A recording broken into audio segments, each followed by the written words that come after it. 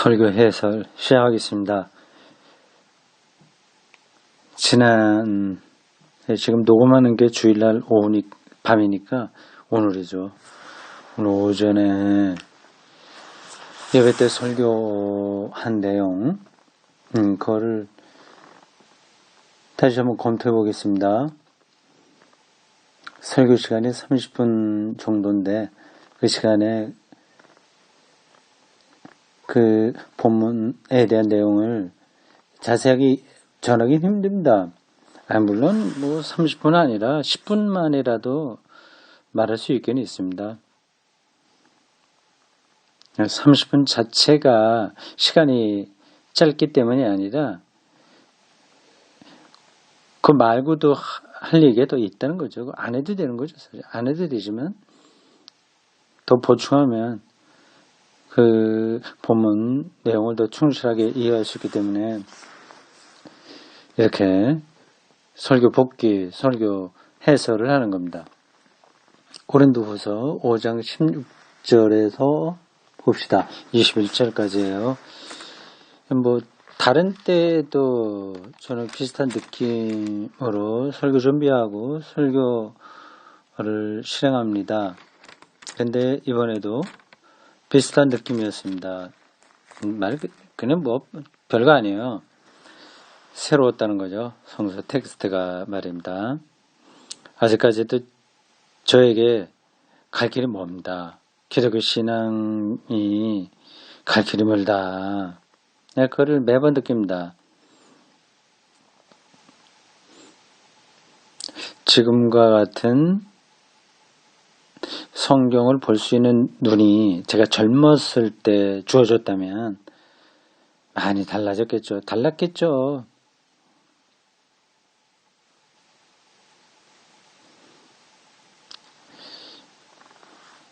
고린도후서 5장 16절부터 21절까지를 본문으로 해서 하나님과의 화해라는 제목으로 설교했습니다. 하나님과의 화해라고 하는 말이 뻔하다, 뻔한 거다 이렇게 생각하는 분들이 있을 겁니다. 성서 언어, 신학 언어는 뻔한 게 하나도 없습니다. 잘 모르기 때문에 뻔하다고 생각하는 겁니다. 그리고 뻔하게 들었기 때문에 그렇게 배웠기 때문에 더 이상 모르니까 뻔하다고 하는 겁니다. 이거는 성경만이 아니라 다른 공부도 마찬가지예요. 한 걸음 한 걸음 더 깊이 들어가서 그 안에 뭐가 있다고 하는 걸 느낄 수 있으면 다 새로운 겁니다. 사진 찍기도 그렇고 그림 그리기도 그렇고 시도 그렇고요. 예술, 문화 이런 것들도 그 끝이 있는 게 아니거든요. 들어가서 또 한 걸음 더 들어가고 그럼 이제 재미있게 되는 겁니다. 하나님과의 화해가 죄다. 죄를 졌기 때문에 하나님과 불화했다. 보통 얘기하지 않습니까? 아담과 이브가 선악과 따먹고 하나님 명령 어기고 그래서 죄를 진 거고 거기서 신라권 내 신세가 돼버리고 말았다. 그런 것들이 다 하나님 앞에서의 죄, 불화 그렇게 표현되는 거죠. 그 말 자체는 틀린 게 아닙니다. 근데 그거를 실질적으로 이해를 해야 되는 거죠. 제가 설교 시간에 얘기했습니다. 하나님과의 불화, 이제 화해를 말하는 것은 불화를 전제하는 겁니다. 하나님과의 불화가 뭐냐를 실질적으로 이해를 해야 되죠. 인간은 죄인이야. 이것도 잘못되고 저것도 잘못되고 우리의 그 온통 죄 덩어리야. 이런 식으로 얘기하면 그건 교리에 떨어지고 마는 겁니다. 하나님과 불화한다는 것은 생명이 훼손된다는 거죠. 근데 그게 뭐냐 하는 거를 설교 시간에 좀 얘기했습니다. 우리가 그 어떤 것으로 만족이 안 되거든요. 그리고 계속 불만이 많습니다. 우리들에겐. 조그만 거로도 막 우리의 삶이 뒤죽박죽 됩니다. 그리고 주변 사람들에게 너무 많은 걸 기대합니다. 계속 기대합니다. 뭐 부부 사이에도 그렇고 부모와 자식 사이에도 그렇고요. 근데 그 기대를 한다고 하는 것은 자기가 충족스럽지 못하다는 얘기입니다. 자기의 내면 세계가 가득 차 있으면 뭐 사람들에게 뭐 기대할 게 있어요. 그래도 그렇지. 내면이 충만하다고 하더라도 가족에겐 기대하고 또 자식에 대해서도 똑바로 못하면 똑바로 하도록 가르쳐야 되고 하는 거 아니냐. 그런 말을 할 수 있습니다. 사실은 자식을 가르친다기보다도 자기 생각을 주입시키려고 하는 거죠. 일단 기본 바탕이 그렇습니다. 이렇게 자식을 통해서 뭔가를 만족해 보려고 하는 거거든요. 뭐 그것 자체가 나쁘다는 뜻으로 드리는 건 아닙니다. 우리의 영적인 실존이 상당히 훼손되어 있어서 또 미숙하기도 하고 해서 살아가면서 계속해서 문제를 우리가 겪게 된다고 하는 겁니다. 그게 하나님과의 불화한 거거든요. 이게 생명의 근원과 단절되는 거죠. 이렇게 얘기하면 그것도 설교 같아. 설교다. 그래 생각하는 사람들이 있을 텐데 뭐 그래도 좋습니다. 근데 그걸 실질적으로 느낄 필요가 있습니다. 그런 거를 느끼지 못하면 기독교 신앙 안으로 들어오기 힘듭니다. 그리고 그런 것들을 문제로 생각하지 않으면 뭐 교회 다닐 필요 없는 거죠. 내 스스로 그 생명이 훼손됐다고 하는 사실을 인정하지 않고 난 뭐 다 괜찮아 뭐 이게 만족스러워 한다면 그럼 그리스도가 필요 없는 거죠. 굳이 시간 낭비하면서 교회 나갈 필요가 없는 거죠. 그냥 자기가 내 세상 식대로 살면 됩니다. 착하게 살고 좀 인정받고 살고 그렇게 하면 됩니다. 기독교인이 된다고 하는 것은 그런 방식으로 완성되지 않는다고 하는 사실을 철저하게 깨달을 때 시작됩니다. 성경에도 비슷한 얘기 많이 나와요. 예수 앞에 찾아와서 어떻게 하면 영생을 얻겠습니까? 이런 질문하는 사람 있잖아요. 부자, 청년이었던가. 정말 괜찮은 사람이었습니다. 존경할 만한 사람이었고 두루두루 다 갖춘 사람이에요. 그래도 그는 그것으로 만족이 되지 않아서 예수를 찾아온 거 아니겠습니까? 근데 요게 약간의 미묘한 지점이 있습니다. 그건 넘어가야 되겠네요. 그것까지 뭐 일일이 여기서 짚다가는 시간만 많이 가겠습니다.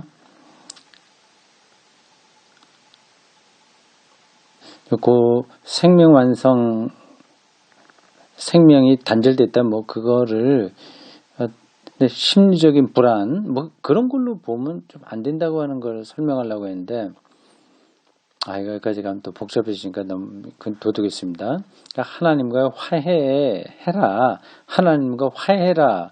하는 이 바울의 명령이 혹은 호소가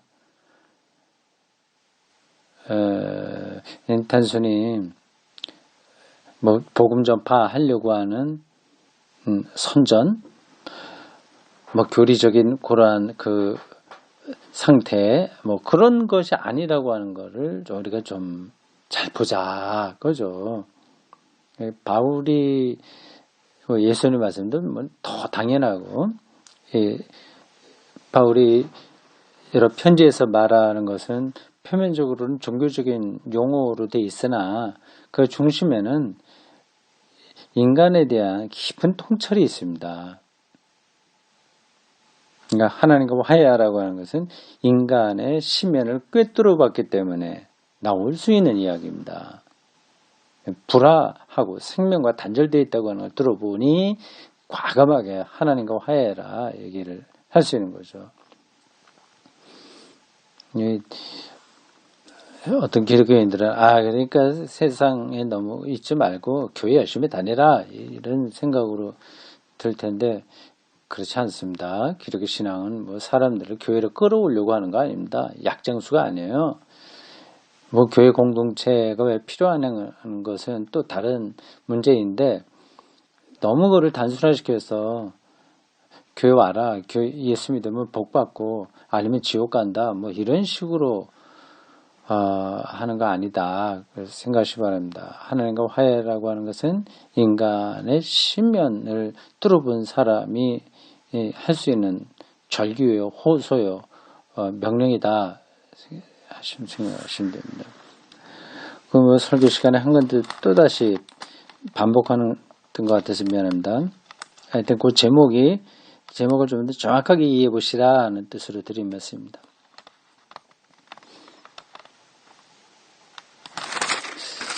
여기서 중요한 바울의 이야기 17절을 설교 시간에 강조했습니다. 이것도 저에게 대단히 새롭게 느껴졌던 겁니다.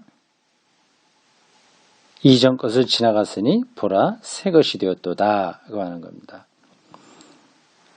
이런 것들이 다 하나님과의 화해, 생명의 단절의 극복 이런 것 연관되는 문제들입니다.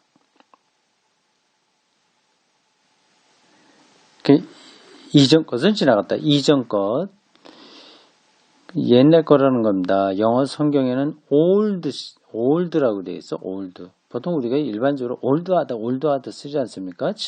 옛날 거예요. 올드한 거예요. 그래서 가드 17절에 보면 새로운 피조물, 새로운 new creature 이렇게 됐습니다. 새로운 여기 new예요. 그 지나간 것은 old입니다. 그리고 새 것이 되었다. new, old와 new 이게 서로 대조되고 있습니다. 이전 것, 이렇게 옛날 것, 낡은 것은 지나갔다. 새 것이 되었다. 하는 겁니다. 이걸 이번 설교 준비하면서 새롭게 느꼈습니다. 그냥 종교적인 낭만, 그리고 상투적인 거, 이제는 우리는 옛날식으로 살지 말아야 돼. 좀 똑바로 살아야 돼. 이런 게 아니라, 옛날 습관, 잘못된 습관, 그만두고, 도박하던 사람 그만두고, 누구 미워하던 거 이제 안 미워하고, 이런 거를 얘기하는 게 아닙니다.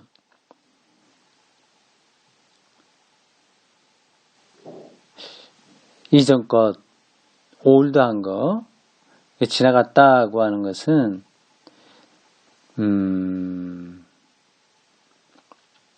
여기서 말하는 올드한 것은 나쁜 걸 가리키는 게 아닙니다.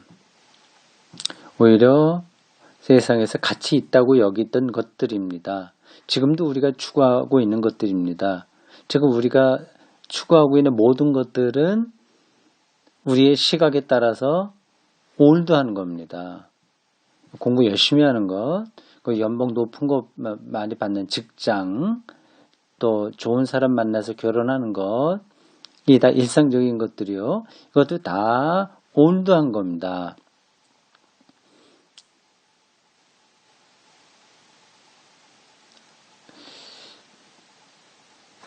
인생살이가 허무하다, 이제 그런 뜻으로 들리는 게 아닙니다. 이게 우리의 빼도 박도 할 수 없는 실존인 거예요. 다 지나가 버리는 것. 올드하다는 겁니다. 그래, 지나가 버리고 바람처럼 다 지나가 버리니까 뭐 별거 없네. 그러니까 뭐 허무한 거니 그냥 적당히 살아라. 그런 얘기구나. 그래 생각하시면 그것도 오해입니다.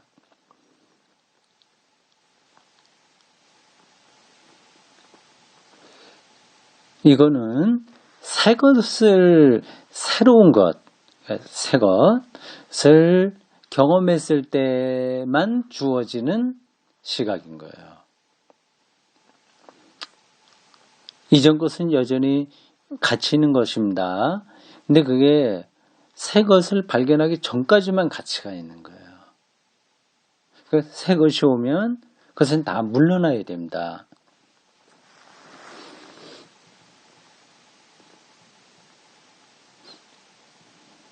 바둑에도 이런 게 있어요. 바둑이요. 제가 간혹 예로 드는 바둑입니다. 바둑이 수가 있어요. 수. 이게 몇 번짜리 놔야 되냐. 이 방식에서는 이게 붙여야 되냐, 아니면 건너 붙여야 되냐, 아니면 끊어야 되냐, 뭐 마늘모로 둬야 되냐, 어떠냐, 그런 길들이 있습니다. 그걸 수라고 합니다. 그거를 잘 보는 사람들은 높은 수준의 바둑 기사가 되는 거죠. 그런데 어떤 수가 고정되어 있지가 않습니다. 가장 정확한 수를 이렇게 정해 놓은 것을 정석이라고 합니다. 정석. 최상의 수로 서로 조화를 이루는 어떤 수들, 옛날부터 내려왔던 최상의 수들이 같이 결합돼서 만들어가는 그 과정을 정석이라고 합니다. 근데 바둑을 배우는 사람들은 정석을 완전히 외울 정도로 공부를 합니다.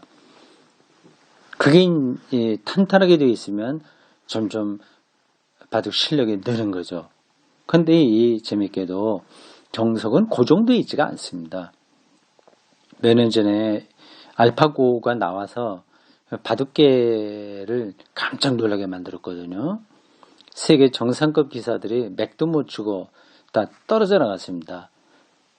알파고가 새로운 수를 두었기 때문에 그렇습니다. 그 이전에 최고 고수들이 수백 년 동안 이어져 온 수라고 알았는데 알파고는 전혀 다른 수를 두거든요. 근데 결과적으로는 그 수가 또 최선이었거든요. 바둑 내기는 그만하고 그 인생의 삶에서도 새로운 수가 나오면 그때서야 여태까지 추구하고 있던 것들이 올드한 거였구나를 알게 됩니다. 그래서 앞으로 나가게 되는 거죠.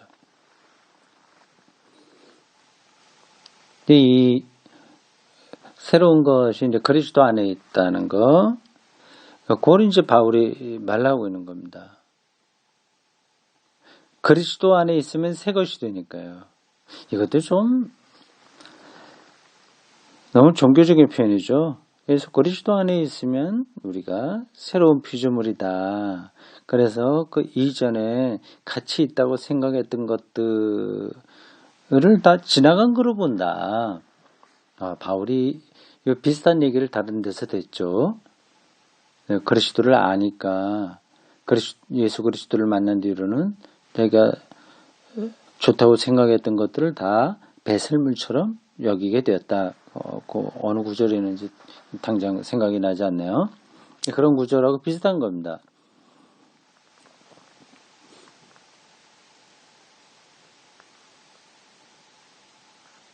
그 지나간 것, 옛날 것이 지나갔다고 하는 사실을 아니까 그럼 그 사람은 삶이 어떻게 되겠습니까? 놀라워지는 거죠. 근본적으로 새로워지는 거고 해방되는 거죠. 지나간 것 때문에 더 이상 신경 안 쓰게 되죠. 지나갔는데 더 이상 그것을 가치 있다고 생각하지 않는데 그것 때문에 신경 쓰겠습니까? 안 쓰거든요. 그냥 직설적으로 표현하면 연봉 1억 원 받는 거가 현재 우리 대한민국에서는 최고의 가치 있는 거 아니겠습니까? 근데 어떤 사람이 그거 가치 있는 거 아니야. 그럼 올드한 거야. 우리 삶에서 올드한 거야. 그래서 내 인생에서 지나가 버렸어. 만약 그렇게 생각한다면 연봉 1억 원을 받기 위해서 여러 가지 노심초사하고 하는 거는 안 하게 되는 거죠.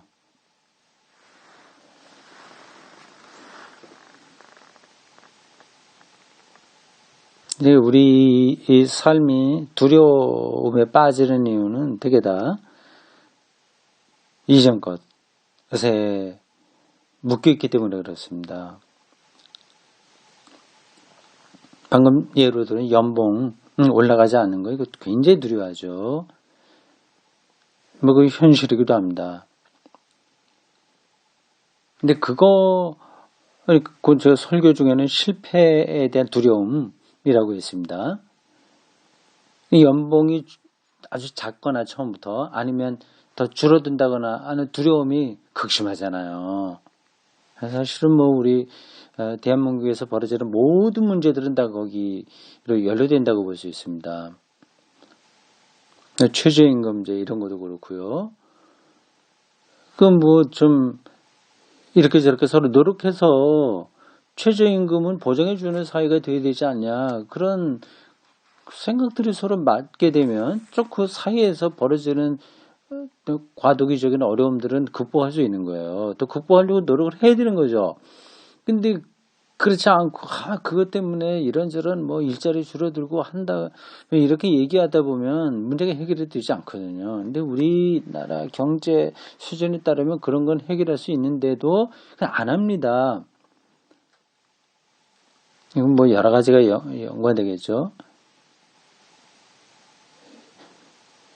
뭐 소득 주도형 뭐 경제 이게 바로 그걸 얘기하는 건데 그렇게 해보자고 하는 건데 소득이 아주 없는 사람들에게 이런저런 방식을 통해서 소득을 늘려줌으로써 이 경제가 활성화되는 길을 가자고 하는 건데 어떻게 보면 이거 좀 모순이기도 합니다. 건물 중에 한계이기도 하죠. 그거를 실천하려면 소득주도, 그러니까 소득이 적은 사람에게 소득을 줄 수 있는 시스템을 만들자고 하는 거 아니겠습니까? 그러면 어려운 시간들이 있다고 하는 걸 전제하고 그걸 버텨내야 되는데 뭐 그 방식으로 곧장 효과가 날 것처럼 또 얘기한다거나 기대한다거나 뭐 그러게 되니까 그렇죠. 처음부터 이걸 최저임금 뭐 그리고 일주일에 몇 시간 노동 뭐 이런 거 하게 되면 우리가 몇 년 동안은 이런저런 시행착오가 있긴 할 겁니다. 근데 우리가 이거를 같이 버텨나가야 되지 않겠습니까? 이렇게 미리 국민들의 이해를 받아내고 이걸 추진했으면 좀 낫지 않았을까요? 근데 이거 하면 뭐 그들은 뭐 다 잘 될 것처럼만 말하다 보니까 좀 어려움이 있는 것 같은데 하여튼 방향은 맞는데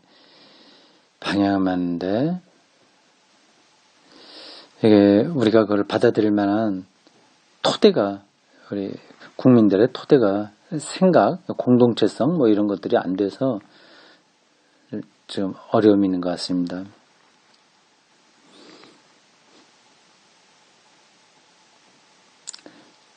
실패에 대한 두려움,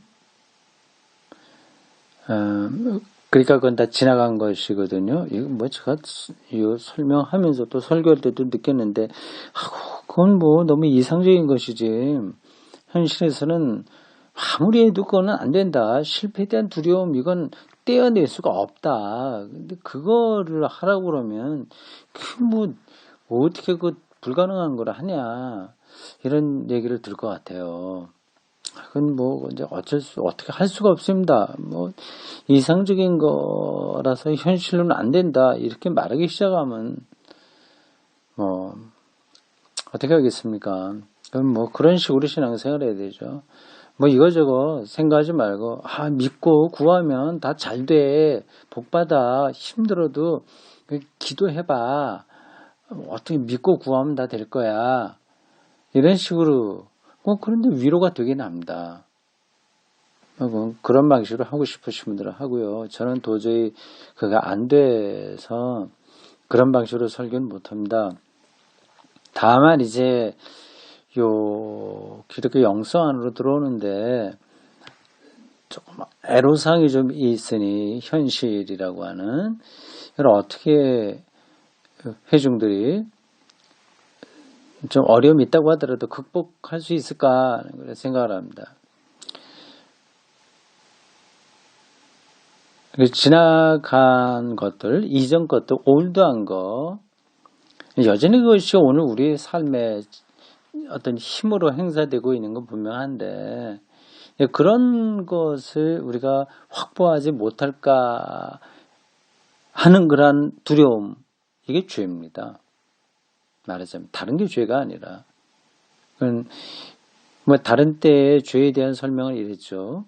자기의 인생을 자기 스스로의 힘으로 완성시켜 보려는 강요와 욕망에 떨어지는 것이다 했습니다. 뭐 이게 바로 그거죠. 실패에 대한 두려움, 이게 바로 그 똑같은 거 아니겠습니까? 만약에 생명은 내가 완성하는 게 아니라 하나님이 주시는 선물이다는 생각이 분명하다면 뭐 올드한 것, 이건 이 자본주의 시스템 이런 것들 다 올드하다고 하는 겁니다. 예수 그리스도 안에 있는 것 말고는 더 올드한 겁니다. 그런데 떨어지지 않은 거죠. 그 두려움에서 벗어나는 거죠. 그 죄의 해방이죠. 그래서 성경에 사죄를 얘기 많이 하고 있지 않습니까? 그건 내가 거짓말한 거 다 용서받았어.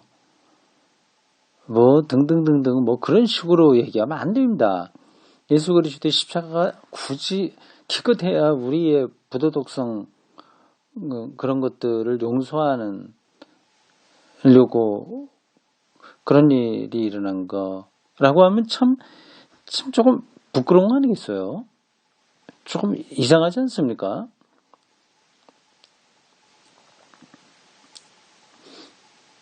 더 근원적인 것에 대한 해방입니다. 그 두려움, 자기 인생이 실패할까 하는 그 올드한 것에 내가 소외될까에 대한 두려움으로부터 해방, 이게 사죄예요. 성경이 말하는 사죄는 바로 그 근원적인 겁니다. 두려움, 불안, 결국 자기에 대한 연민, 이런 거로부터 벗어나는 거죠. 그게 이제 예수 그리스도 십자가를 통해서 발생했다. 그게 바로 오늘 설교 제목과 연관한다면 하나님이 예수 그리스도 안에서 그 우리와 화해를 이루셨다. 그 얘기입니다.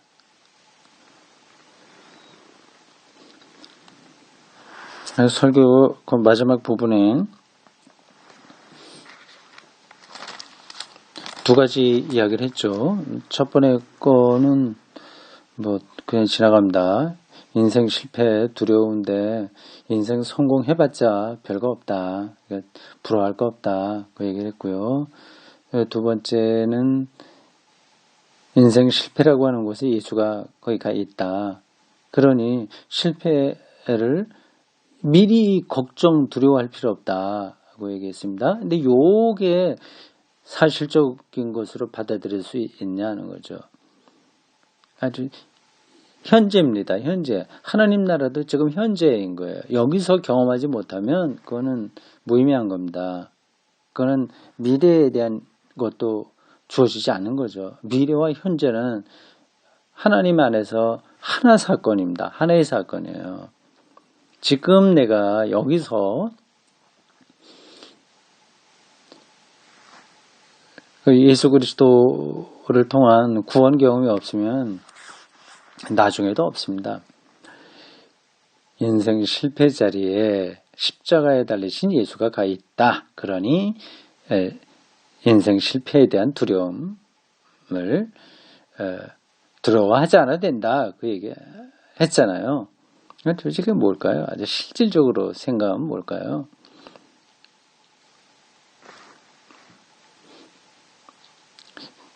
직접적으로 말씀드리겠습니다.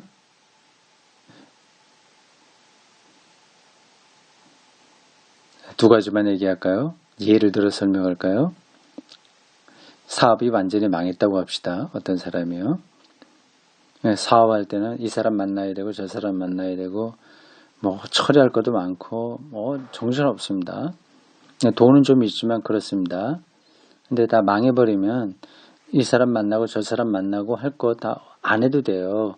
뭐 걱정할 그런 거 신경 안 써도 됩니다. 근데 가난은 해져요. 보세요. 한 50평짜리 아파트에서 좀 남부를 좋은 외제차 타면서 이거저거 신경 다 쓰고 사는 게 좋겠어요? 아니면 한 10평짜리 단칸방 월세에 살면서 그냥 걸어다니면서 그렇게 사는 게 뭐 이거저거 신경 안 쓰고 가난은 폭망하면 사업이 망하면 결국은 신경은 다른 거 안 쓰게 돼 있습니다. 저절로. 그런 게 더 행복하겠습니까? 당연히 후자죠.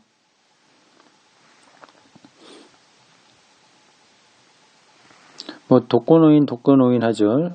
그것만 얘기하고 마치겠습니다. 가장 불행한 사람으로 취급하고 있습니다. 근데 역설적으로 독거노인이 가장 행복할 수 있습니다.